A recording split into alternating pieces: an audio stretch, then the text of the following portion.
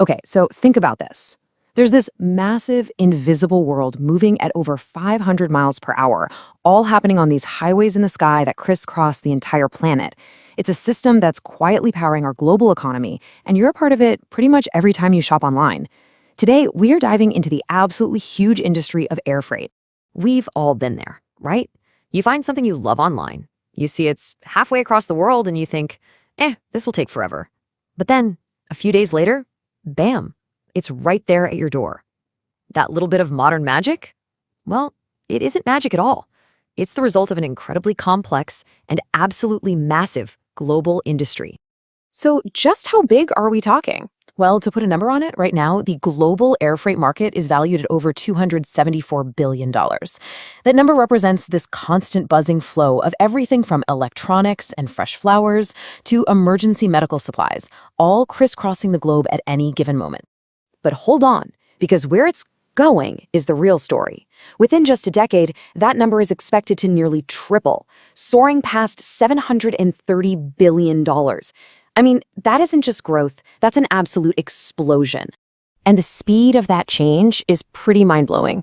A consistent annual growth rate of over 10% is, well, it's almost unheard of for an industry this huge. It signals a really fundamental shift in how we trade, how we shop, and what we've all come to expect as consumers.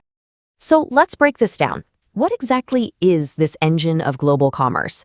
When we use the term air freight, what are we really talking about? At its core, it's pretty simple. It's about moving goods by plane. And this is the key, it's not for just any goods. Air freight is like the VIP express lane for things that are either super valuable or just have to get somewhere incredibly fast. Think life-saving pharmaceuticals, the latest smartphones on launch day, or fresh seafood for a fancy restaurant. Speed is the name of the game, always. Now, this is where it gets really interesting. What's the one thing, the single biggest force, driving those insane growth numbers we just looked at? Well, it's something all of us are a part of. Just get a load of this from the International Air Transport Association.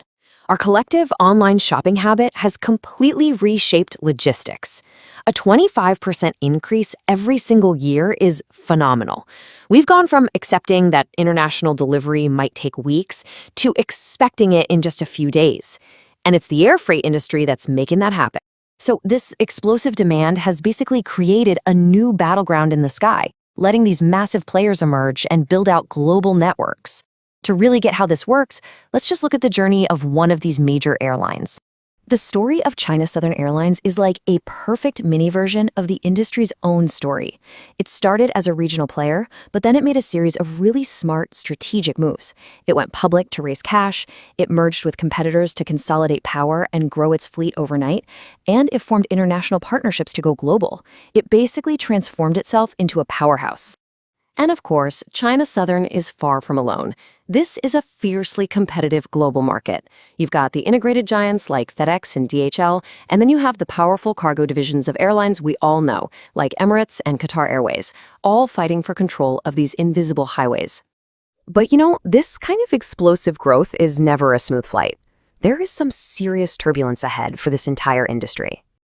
The core problem for the industry is really this classic case of an unstoppable force meeting an immovable object.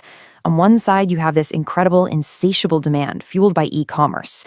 But on the other, you've got the hard realities of the real world. We're talking tightening regulations, high costs, and the actual physical limits of our airports. And these are not minor hurdles. For example, new international emissions rules could add up to 8% to their operating costs. Major airports are already hitting their limits, creating literal traffic jams for cargo planes. And you can't just build new facilities overnight. It's a hugely expensive and complicated process. So with demand soaring but facing these really serious headwinds, how does the industry move forward? Where are all these packages actually heading next? The way forward, as it so often is through innovation. The entire journey of a package is being completely reimagined.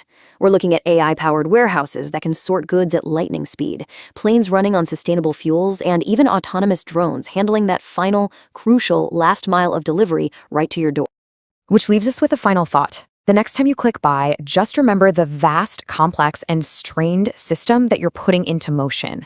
As we all push for everything to be faster and more connected, it forces us to ask a really important question. What's the true cost, both environmentally and economically, of our desire for near instant gratification?